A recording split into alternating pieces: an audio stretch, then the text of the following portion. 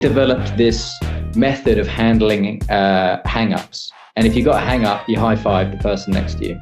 And it very quickly turned what can be a horrible experience to like almost a celebration, right? It's like you get like, I got hung up on, bang.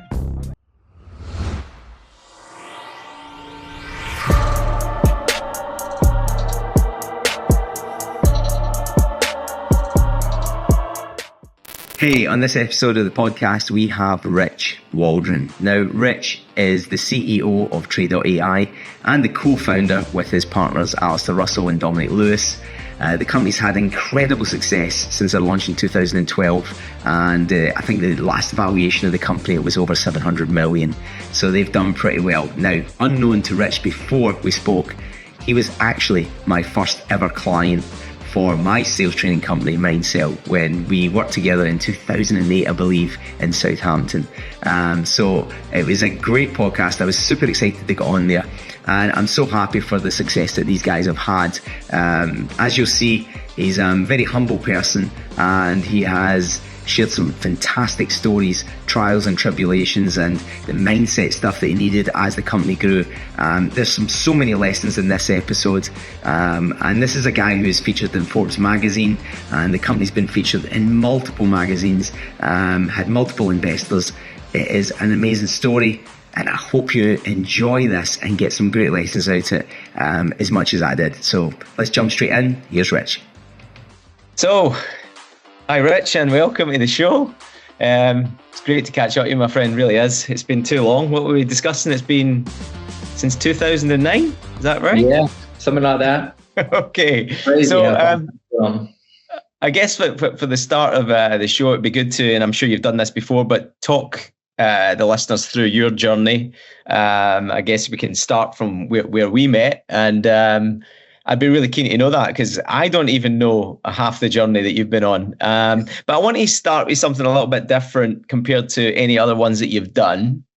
I would like to, when you're talking us through your journey, I would love you to just stop and tell the listeners about pivot points, where, there was something that you had to overcome, those key moments that made the difference. So yeah, it'd be great to hear all about it.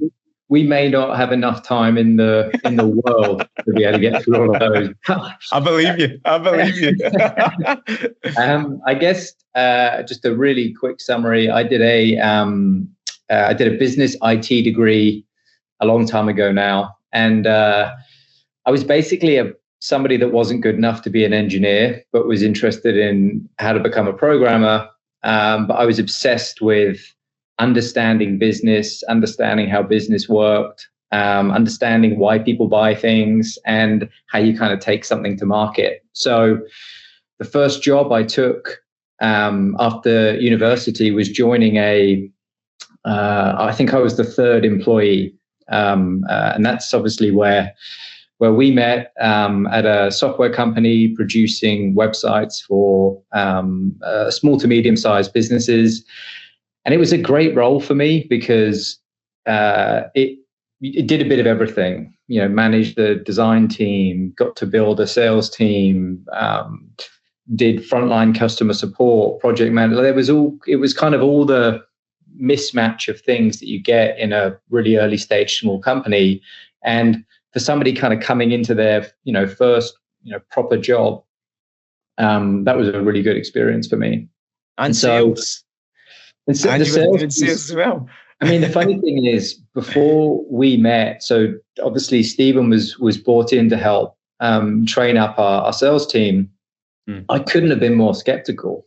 I mean, this idea that sales training and I was young and naive, and boy was I proved wrong pretty quickly. But yeah, we spent a bit of time together, which was great fun, and the business started to grow and get to a really healthy place. And I just had this, I'd always had this idea that I wanted to start a company, and it just felt like I'd done maybe 3 or 4 years, and I was ready to go and try something different and throw myself in at the deep end. So yeah, that was kind of the jump off point, really. And from there, it's been a little bit of a whirlwind, really.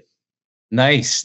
So just touching on the beginning parts there, I have got a secret to share with you. Yeah. And I don't know if you know this. Okay. You were my first ever trainee for my company. Oh, really? Yes. Yeah. It's such a strange thing because I remember when they reached out to me, I can't remember if they'd saw an advertisement locally or something. They reached out to me, and I'll tell you how new and naive I was. The owner said that he actually wasn't going to get me in when he saw that I replied with a Hotmail account. So everybody was a bit naive at that point. And I think we worked for maybe about a year. Is that right, together? Yeah, that's right. Yeah, the team, that team started to get bigger and bigger and bigger, and a lot of the original things that we sort of figured out together as we tried and tested them on different calls, came to be a pretty standard playbook. So yeah, it was certainly a steep learning curve for me, and maybe for you too, I guess. Yeah, well, I mean, I'd been training for a long time, and I was still holding a trainer's job with Aviva at the time. But yeah, it was. I tell that story many times that you were my first ever trainee. And there's a strange thing happened at the company when they replaced you. I don't know if it was the direct replacement. I think it was a little bit later. They had a few trials and errors and stuff like that. And then there's another chap came in, and it just reminded me what I loved about working with you was, and I say this to people, was that when we spoke about something, even though I didn't know that you had a lot of naivety at the start, but when we would talk about something, you would go and try it out. You would implement it. You would work at it. We'd talk about it the following week, whether it worked or not. You'd have post-it notes. You'd have things stuck up. When they got another chap involved in there, it was a very similar thing I experienced again. I worked with him for about a year. He had similar traits. Like, he would work at things. He would connect with me. He would talk to me. He would ask me questions. And then he went on to leave and do really, really successful things as well. So it was, it's been a strange little HubSpot for talent that's went on and done really, really well. I'm still waiting on it. What's happened to me? My wife always says, what happened to you? We're still growing, honey. We're still growing. So you got to that stage where I believe was it Trade, because you've rebranded, haven't you? It was Trade.io. Then it was Trade.ai. Yeah, so there's a few steps before that. So after I left, I did the thing that you're never meant to do. I left with absolutely no plan, no savings. Like, I didn't give myself a cushion or a run. I just had this compelling feeling that I needed to throw myself in at the deep end. And at the time, no wife, no mortgage, no kid. Like, my feeling was that the worst thing that could happen to me would be, and that's a privileged thing to say, would be I'd end up, back at my parents' house on the floor or something, right? So it was kind of, it felt low risk, even though it was, it turned out to be a bit of a wild journey. And so I kind of, first thing I did was went to what I know. So I started building websites for people and figuring out how to do that myself, and kind of did the whole one-man band thing. And then a guy got in touch and said, hey, I've just left a startup in San Francisco. I've set up an agency. We've got some great brand name clients, but we don't know how to do anything on the delivery side, or actually, get this stuff out. So could you come and maybe consult with us and help? So I thought, I need to get an income. So I went up and started helping this guy out. And it turned out that he had the same goal that I did, and neither of us had any money. So we used this agency as a way to generate cash. And as we started to make a bit of revenue, I'd had a friend from university that I'd always wanted to work with. I basically just started harassing this guy, convincing him to leave his job because he was the technical angle that we were missing. And so we used the cash that we made from the agency and effectively kind of started a company together and had a little bit of capital to get going that we generated ourselves. But, at 20, what was I, probably 23 or 24, I can't remember. the biggest problem I had in my life was planning social events. So we started with solve a problem that we built an application that made it easier to manage and plan engagements with friends and things like that.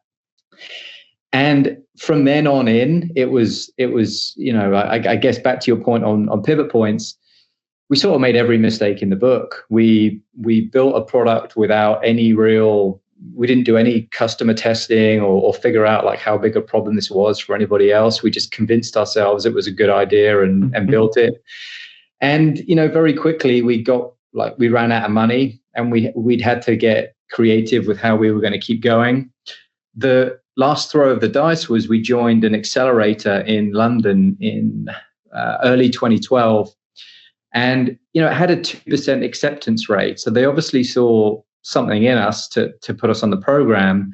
But within that first week, we kind of learned a lot around, well, if you're going to build a product, you need to know who the market is. And if you know who the market is, you need to make sure that they can pay you for the product. Doing something that's free is very difficult. So how do we start building something that is relevant for a business? And so that was the next pivot point. It was, all right, well, you've had some fun trying to start something up and get something going, but you can't fall in love with an idea and just build it all the way through and expect it to make a difference because it won't. So you really got to try and understand deeply what the pain is for somebody. So we spent the rest of the time on this accelerator, which was at Google's headquarters in London, basically interviewing people, finding out, what do you do in your day-to-day? What is the problem? And the ongoing issue was that everybody was sick to death with the volume of email that they got that they couldn't do anything with. Mm-hmm. And the product that we built was very good at sort of reading in semantic data or reading in this data and then coming back with suggestions for what you could go and do as a result, given that it was like a planning application. So we applied the same logic to email. What if we could connect your inbox to lots of other services and then take the data that was coming from the email and start to sort it for you, put attachments in the right place, begin to kind of act as like an automated assistant as it came through. And that idea began to take off. It began to get some interest. That summer, the backdrop to this whole thing is we're just constantly running out of money all the time. Like there's no way to sustain the business. And so the backdrop of that is we started selling Wellington boots on eBay to fund the company. So twice a week, I'd go and do an eBay run. We would wholesale Wellington boots for festival season. And I guess our secret at the time is we were sort of bootstrapping this software company by selling boots, literally. And so we did that for a good 6 months. And it was one of those things, you get creative with solutions when you haven't got any money, basically. And it gets you to one of the big learnings I've had over the last 15 years is often the best decisions get made when the walls start to narrow in. So at every point, we started to head toward that position of, well, how are we going to make rent? It really forces you to get deeper into the pain, because if you're going to have a conversation with somebody where they're going to pay you for something, you really have got to a point where it's viable enough and valuable enough to have a sales conversation. And it's easy when you've got a bit of cash and you're sort of humming along, or maybe you've hit your quota and you're not too worried about what you go and do. But as you kind of get narrower and narrower, that sharpness of thinking kind of comes into play. And so it gives you clarity, doesn't it? I've always said that when you hit rock bottom or when you go, when things, as you say, are closing in on you, you get clarity. 100%. That's exactly it. And so the clarity for us was, okay, we're onto a pain point. Now we got to figure out, we're not going to make the same mistake we did last time. So this time we built all of the sales materials. We built the website, we built the packaging, we built the visuals of the product, and we used it as a smoke test. And we said, look, could we get to the point where we'd almost sell this with somebody? Like if they're at the point where they basically say, yeah, I'm willing to go ahead. If we can get 5 of those conversations done, let's build the product rather than do it the other way around.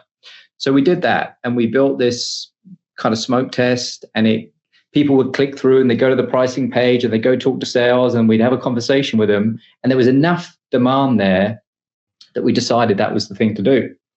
And so we set about on the trail to start building. At the same time, I ended up I got invited to do a YouTube show where we went in like a pitch off against other startups. And, I didn't really want to do it. The product really wasn't there. And my co-founder, our CTO, said to me, look, you make me push code that I am not ready to push all the time. You're damn well going to go and get on this channel and compete for this thing, whether or not you think we're ready, because it can't work both ways. So he was right, and off I went. And we ended up winning this show. So it got us some pretty good exposure. So your pitch was good. The pitch was apparently good. Yeah. And by this point, I was fairly battle hardened, I guess. We've been surviving on our own now for maybe 2 years. After that, a guy who was the best man at Elon Musk's friend's wedding got in touch, and he was Elon Musk's first investor, and he'd seen the show. And he said, look, I want to invest $1 million with a group of people, really like what you're working on, super personable guy. So I spent a couple of weeks interacting with this guy back and forth, and we got to the point where we were going to meet in New York and conclude this deal. And I just couldn't believe it. We'd kind of come to this point. I thought, wow, we're finally going to get going here. And he didn't turn up to the call before the meeting. So I was a bit puzzled by this. And he'd gone completely silent for a couple of weeks. And so I was pretty disheartened. Started talking to other UK investors as an alternative, which was a much tougher experience. And it turned out tragically that this guy had a heart attack and passed away at a restaurant the night before we were due to have our call. And so the whole kind of thing sort of fell apart. And obviously it was a really sort of tragic situation. And at the same time, it was kind of that was a really big pivot point for us. So I'd had this backup plan of these investors in the UK, and they decided that we were competitive with a company in the US. By this point, I had no shame in contacting anybody and trying anything. Like, this was, real scrappiness at its core. So I got 4 people to email the founder of this company through basically hustling people on LinkedIn, finding ways that I could connect to this guy.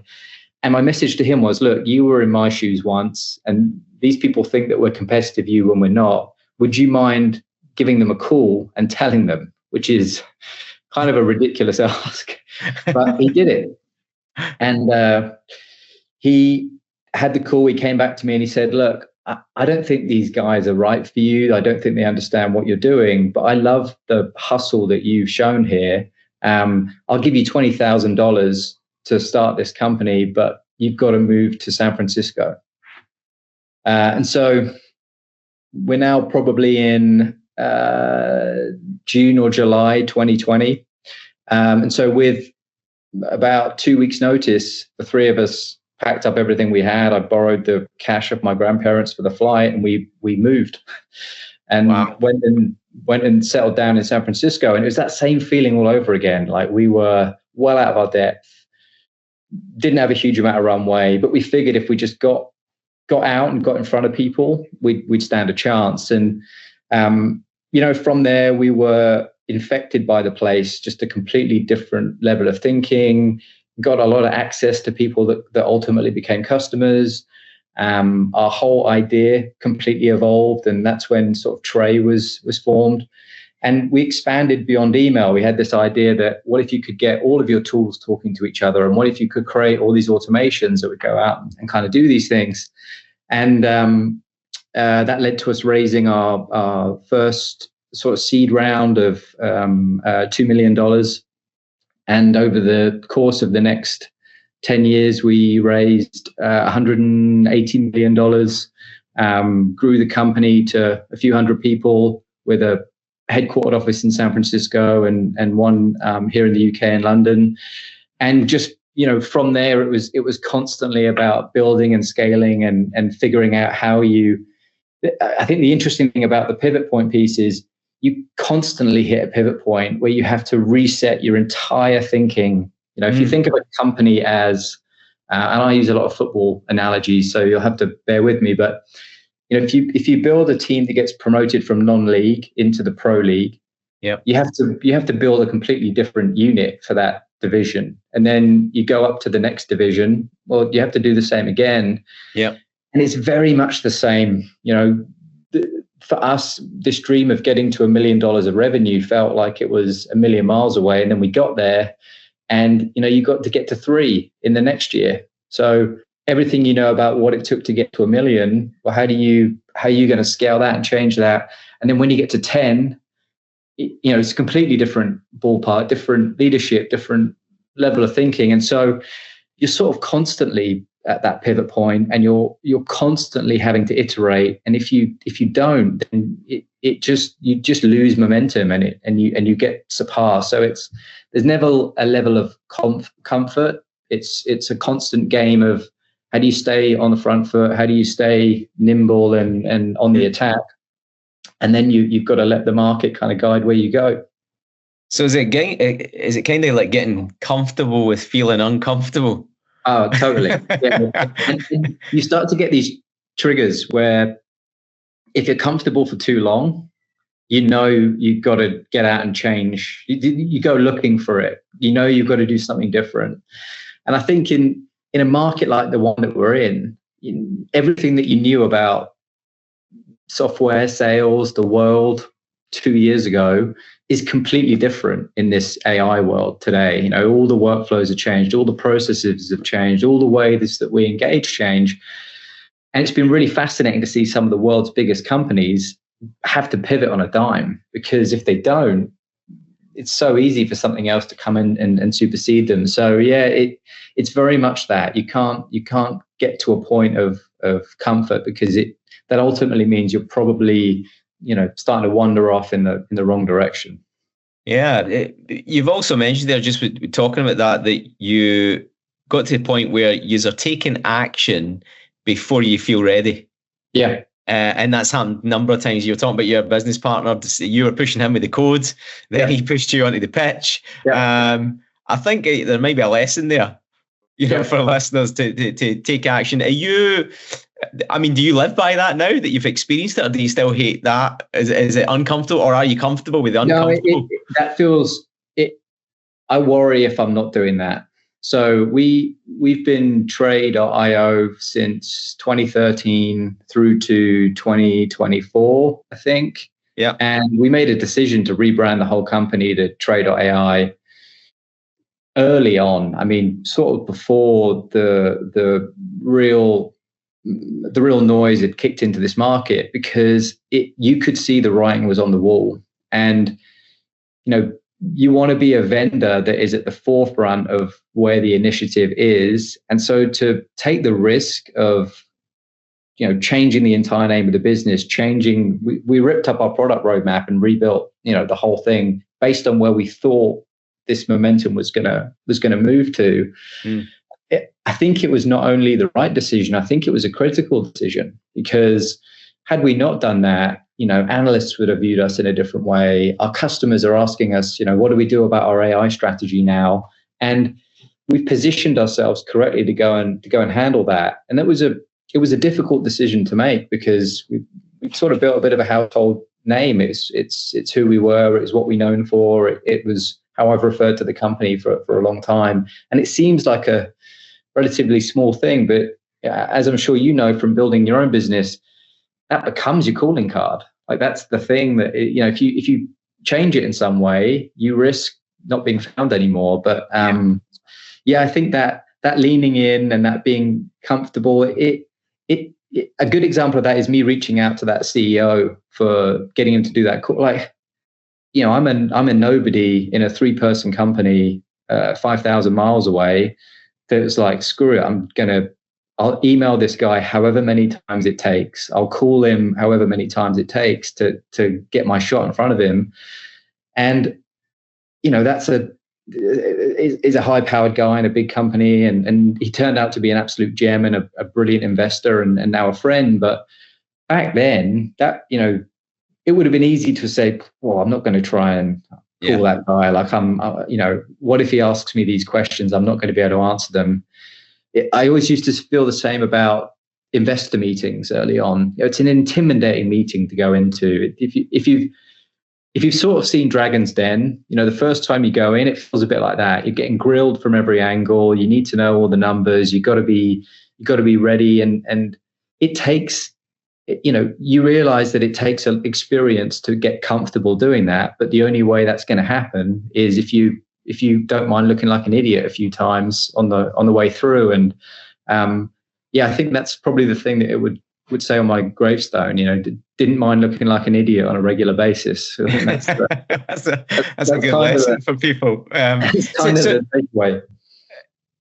On the note of just going back to the football analogy there, what would be your best advice for people then who are, and I think you've mentioned something there, but let's say you're starting off, right? So you've got that grind, is this going to happen? Do I have to do this? So some pieces of advice on that. Then pieces of advice on, the mid-level stuff that you were talking about there, where you thought you had the breakthrough, and then all of a sudden the guy has passed away, and all of a sudden your life's in turmoil again, and you're like, what is going on? So that mid piece, what would be the best advice? Because I'm sure that it changes. Like in my logo, it will say mindset, sales, and leadership, and I think all of those things have to either appear or change as you grow.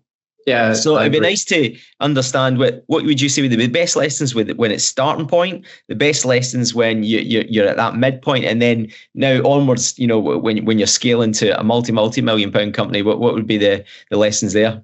Yeah, I think the good thing is it done right. It's often the same thing all the way through, and it's firstly being fully prepared to iterate and respond to what you're hearing and what you're seeing. Like if you call the same type of person, if I think back to our days early on, and we'd be calling plumbers and people that were self-employed, and we call these people for weeks and not get a response, and then you think, well, they're doing the job. Like during 9 to 5, like they're doing the job, and when they get home, they're having dinner, and they don't want to think about what they're doing anymore. So actually, your window is probably the commute home to try and get in front of that person, because that's really when they're sat there doing nothing, and they might consider having that call. And it would have been easy just to have continued calling those people during the day and just been like, well, no one picks up. Like it isn't going to happen. Like this is we shouldn't go after this market. But you've got to be prepared to question the approach or iterate on it and change the strategy. Often I see people that get stuck are the ones who have decided that they're right about a market or an individual. And it doesn't matter what they're hearing or seeing, they just keep doing the same thing over and over again. And that's a surefire way to kind of go nowhere, I think. So that sort of constant ability to innovate and not get stuck. Just because you've started a company doesn't mean you're the smartest person in the room, nor are you the one that's always right. Like listen to what you hear, and often the best place to go and hear that are the people that are having to go and have a conversation with somebody about paying for your product or your thing. That's when the truth comes out, when somebody has to sign a contract. Till then, most people will tell you they think your idea is great and you should keep going. But, are they going to give you money for that? Probably not. And the second piece on the mindset side, I think in some ways this could be construed as bad advice, and maybe it is, but you have to try and take the emotion out of these things. Mm-hmm. Like you can have a crushing blow and an incredible high within 2 hours of each other in a small business. And if the blow takes you too far down and the high takes you too far up, you cannot operate within that equilibrium. So for us, at every moment where we lost a big deal, or, early on we had so many very near misses. I think the first round of money we raised, we had $1,000 left in the account and a team of 10. So, that was a seriously stressful situation. But you don't do yourself any good by letting it get carried away. You kind of have to rebalance and just think, okay, well, that's fine for today, but how, what's going to happen next week, and how do I kind of move through that? And I don't think it matters what scale you're at. I think that happens to every individual, and you tend to see the people that are the best at leadership are the ones that are able to control themselves and control their emotion the very best. That plays to that sports analogy too, right? The best athlete is Rory McIlroy at the Masters a few weeks ago. Yeah. How many times did he have an opportunity to close the door on that thing and it went away? And if he let that just bury him down, how's he going to go win a playoff? Like, he got but he reset. I think the data from his heart showed that he brought it back down, and then he finished the job. And more often than not, great character to do that. That's what it is. More often than not, there's always a way out of these situations, and it can overwhelm you at the time, but you have to get in control of the emotion to be able to do it. I'm very fortunate that I work with two guys that I've now been friends with for over 20 years in some cases, and it usually means that if one of you is low, the other one isn't. So starting a business with more than one person, I think, has its advantages for that reason, because you're like brothers in arms, right? You got a relationship there where somebody's always there to pick it up, and if you don't have that, then you got to be a super strong character to be able to carry it through. And I think that lesson is really good for salespeople. Not getting too high, not getting too low, not letting the lows take you down too low, not letting the highs get you too high. As you said, it's very similar building a business, entrepreneur, to salespeople. Roller coaster ride of highs and lows. And if you can, I was coaching someone I think it was just about a couple of weeks ago when we were talking about that. And I actually said to the girl, I says, it's almost like right now you need to be like a Terminator. And she was like, well, what do you mean? And I says, like, don't have any emotions. It says, and I don't mean this on the phone when you're talking. I mean that you have to control them, where rejection's fine. You're not going to go to, like, I didn't say the words that you said, they're too high or too low, but it was the same message, was that you just have to keep going and just keep dialing. One of the best things that happened in our 2019, we had a great SDR culture in our San Francisco office. Brought through some amazing sales talent, and they developed this method of handling hang-ups. And if you got a hang-up, you high-five the person next to you. And it very quickly turned what can be a horrible experience for somebody early on in their career to like almost a celebration, right? It's like you get like, I got hung up on, bang, and it turned it into almost like it allowed you to move through it straight away and then get on the next one. And to me, that was counterbalanced by the pride of hitting that sales goal is what everybody wants to go do. So if you can create like a mental reaction to the thing that's negative to be able to move through it very quickly, that allows you to leave that at the door and get on the next call, because that gets you closer to ringing the gong. And that was something that always stuck with me that the team came up with, and I saw it mentioned on LinkedIn recently with some former employees as something that they really loved doing when we were all spending so much more time in the office.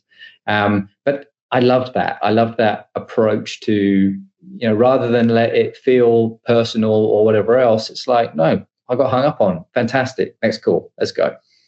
Yeah, definitely a lesson to be learned there.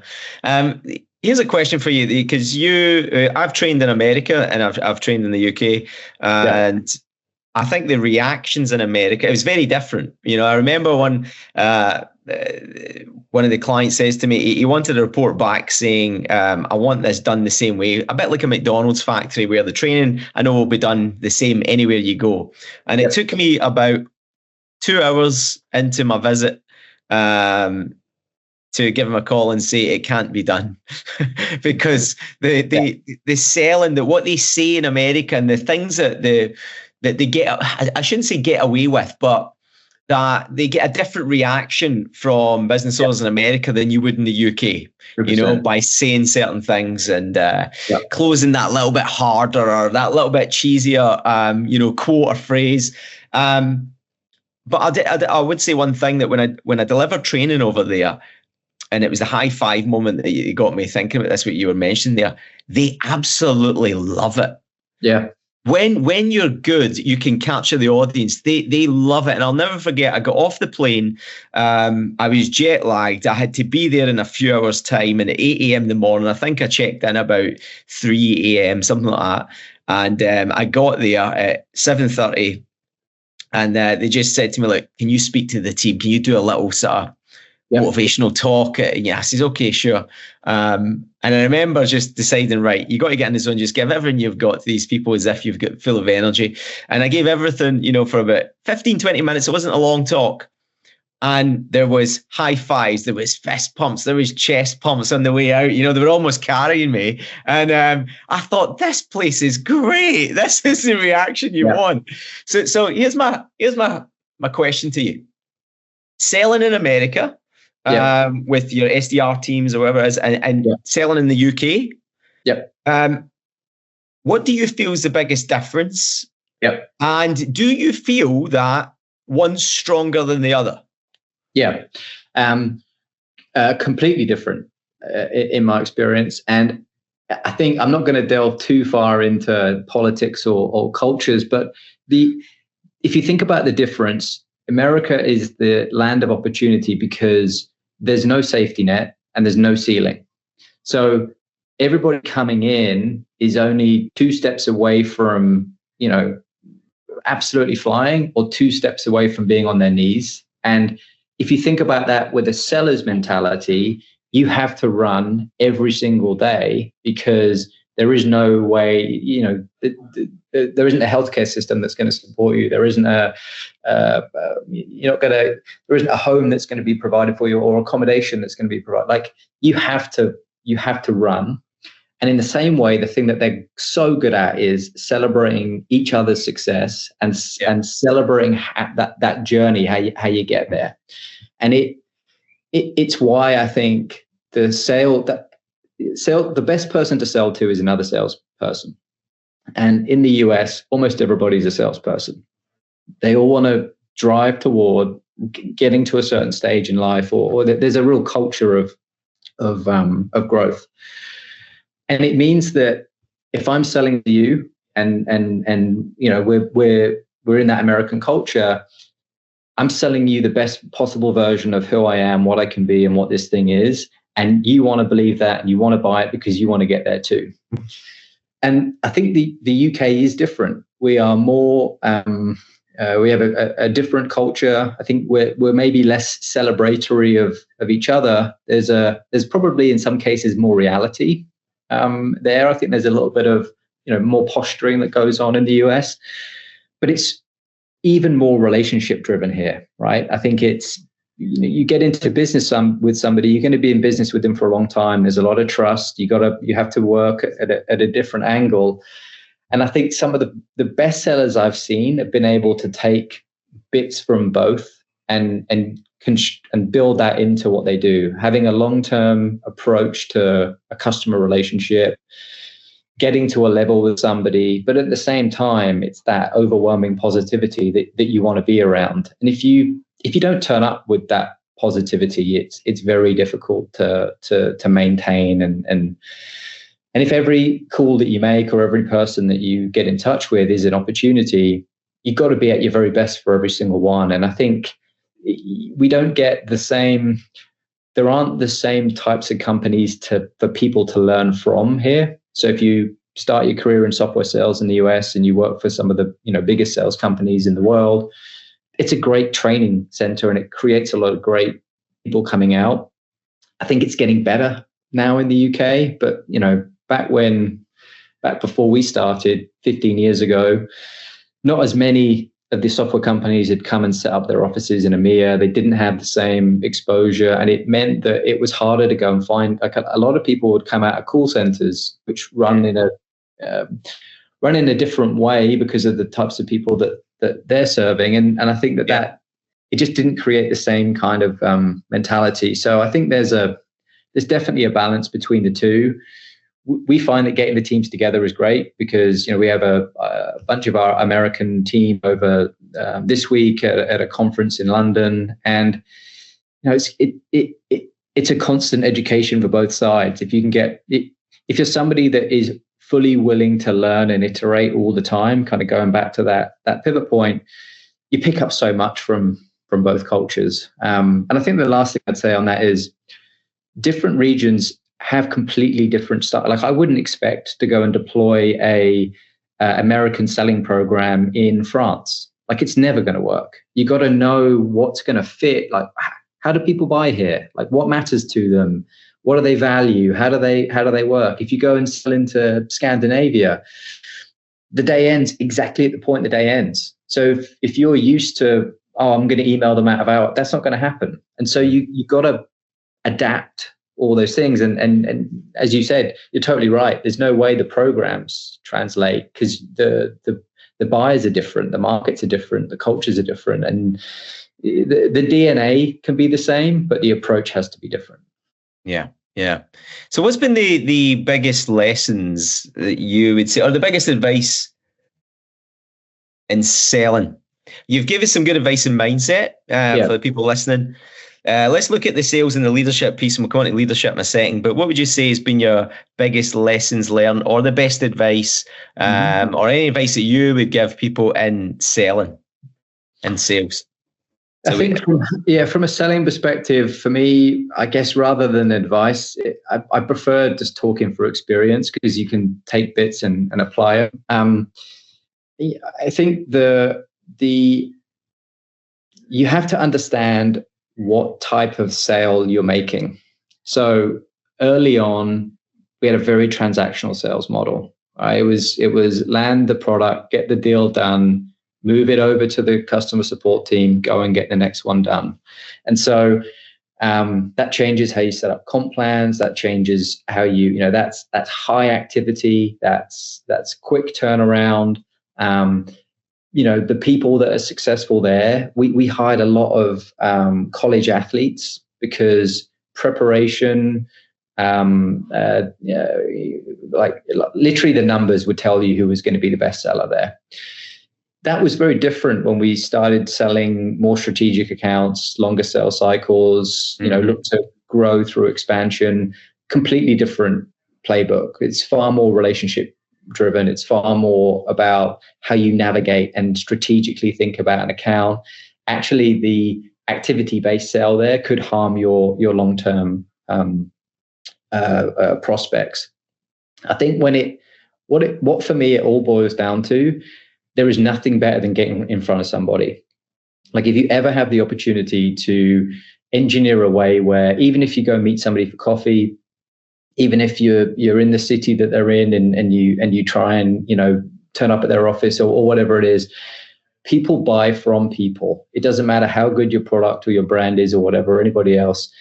Showing up and sitting down with somebody with authenticity and really understanding the thing that's going to make them successful and being able to take them on a path to why the thing you have is going to get them there is without doubt the most successful salespeople we've ever had always do that over and over again. They very quickly get to a place where they're listening and they're understanding the individual, who that buyer is and what matters to them. And it's really easy for us all to get on a call and say, we have the best automation software ever. It allowed the biggest companies in the world to go and do these things. And you could do this whole pitch and somebody will nod along because it all sounds impressive. But at the end of the day, if you don't understand how it impacts that person and whether it's going to get them promoted or it's going to change their numbers or how it correlates to them, you're always going to be surprised when they don't go ahead with your offer. Whereas if you have put that effort in, you do know who that champion is and you really have built that relationship with them, you're very rarely going to be surprised. And there's always hiccups late on in deals, but if you've got a great champion, they'll find a way to go push it through procurement or make a call for you on your behalf. And we've now got, champions that have changed companies 4 times since we started at Trey, that have brought us in every different place. So thinking about the long-term capability of who you're building that relationship with and where they're going to go in their career and the domain that you're in is a much better way to think about how you will manage and treat a relationship, rather than I want to get as much cash out of this person as possible and move on to the next one, which you might have a nice commission check for the quarter, but it's not the career play. No, that's some really good advice there, and your opinion on that. And the other thing I was going to ask you on leadership. Now you've had that journey from the 3 of yous to what? How many staff is it now? Over 400 or? We around 300 or so. Yeah. So I guess leadership lessons that you've learned, you must have had to change yourself so many times. So what would you say is that some good advice on that, or what your experiences in leadership that you could share? Yeah, I think it's a lot of the same traits. Imposter syndrome you have to very, very quickly overcome, because if I think back to going from 3 to 10 to, I think we went from 10 to 100 in 8 months or something. And the next crop of people that we brought in had managed departments of hundreds, in some case thousands of people, and were supremely more experienced than I was in their domain. So how do you manage that person? How do you manage somebody that is, the expert in engineering or marketing or whatever it is, and you're their direct manager? And so there's no real advice. You just have to be okay with it. Like you got to be okay that you're going to show up, and you might get it wrong a few times, but that person's joined your company, and they're going to be working with you, and whether you like it or not, you've got to up-level yourself as quickly as possible. And if you don't, you drown. So you don't really have a choice. I think when it comes to leadership in general, the openly admitting you don't know is the best route forward. When I'm interviewing leaders now, my favorite interview tactic is to get a blank whiteboard, start at one end, put the objective for the company on the other end, hand them the pen, ask them how we get there. And I say to them, look, I'm not going to give you any of the other details. I want to work with you on this, and let's see if we can figure this out together. What I love about that is that it gets you out of the people that know how to quote the blog posts. You get the strategic thinking, you get to work through a problem together, you get to try and explore how you're going to get from A to B, and you learn about who they are, how they think, what that relationship is going to be like, and if they're a fit for your own organization, or if they're going to work in the way that you like. At the leadership level, by that point, those people can sell themselves to anyone. So you have to be able to get a layer deeper to figure out how that dynamic is going to work between you. And I think alongside that, one of the mistakes I've made in the past, and one of the learnings has been, you shouldn't ever expect that somebody's going to come and figure out all the answers for you. If you think you're hiring the best person that's out there, they'll be good at building a team. They'll be good at solving problems that they've seen before, but they're not going to be the person that's going to come in and solve the strategy for the thing that you're trying to achieve. And you always have to be prepared to roll your sleeves up and get in deep. And it doesn't matter if it's not your domain. You've got to learn what great marketing looks like and get involved there and have an opinion and take part. And you can't just accept that because it's not your domain, you shouldn't know the ins and outs of it. Like, I've made it my mission to not just interview people, but meet as many people from each of these domains as possible to soak it all up like a sponge, so that, if I'm having a conversation with somebody about marketing performance metrics, I have to know what good looks like. Because if you don't, you can't lead. And I think, going back to that sports analogy again, if you go up a division and you get a much better set of players, you're still the tactician, and you still have to know when your striker has got out of position and pull him back across. And you have to figure out how to get to that level quick, because otherwise you will get stuck. And I think that's the beauty of building a business. Every year looks very different. Every stage looks very different. That's something that you just have to get comfortable with very quickly. Yeah. Interesting. So just coming to the end here, I just wanted to ask you one other thing on salespeople. Yep. As you know, that I've been training since I trained you. I've been training way before that, but for my own company, it was yourself back in 2008, 2009, and I've seen a big difference in the mindset of salespeople. Now, I'm only talking mainly in the UK at the moment, where they seem to be a lot more. What's the word I'm looking for? Not as tough. Yep. As back in the days when you and I or other people were on the phones and going through the ups and downs of selling and things like that. There doesn't seem to be as much grit, as much determination and digging in.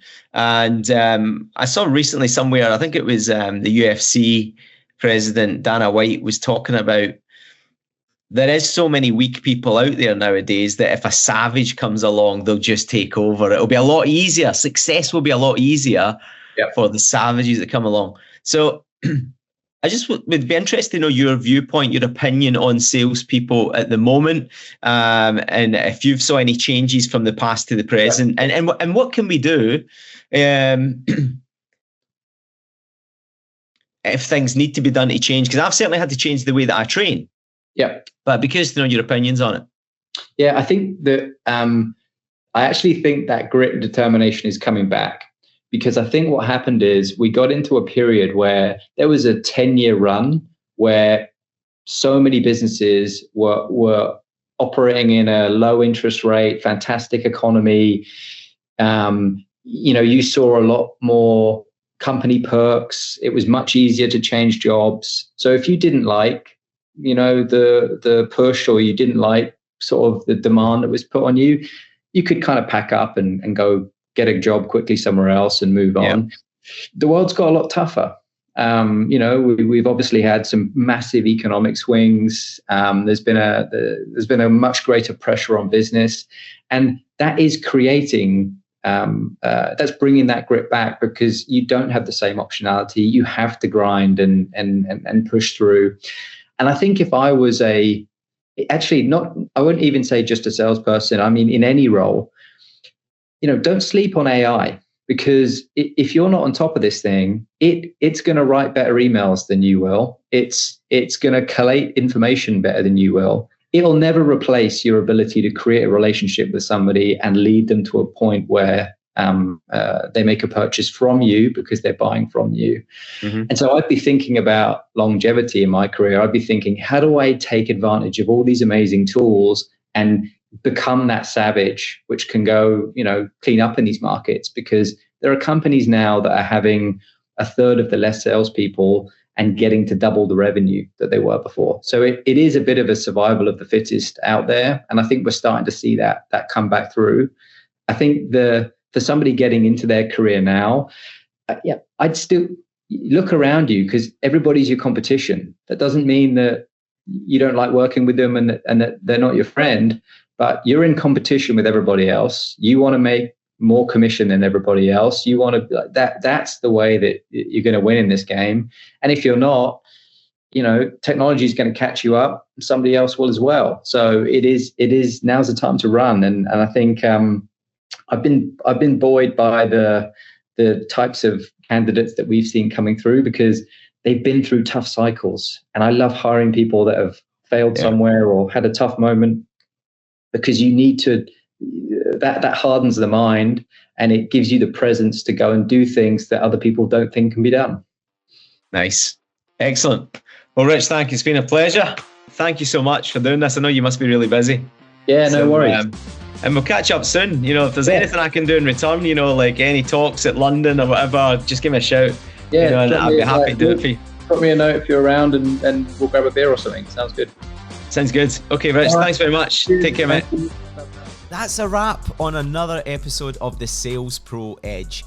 Until next time, Keep chasing those dreams and shattering those targets. We'll catch you on the next episode of the SalesPRO Edge.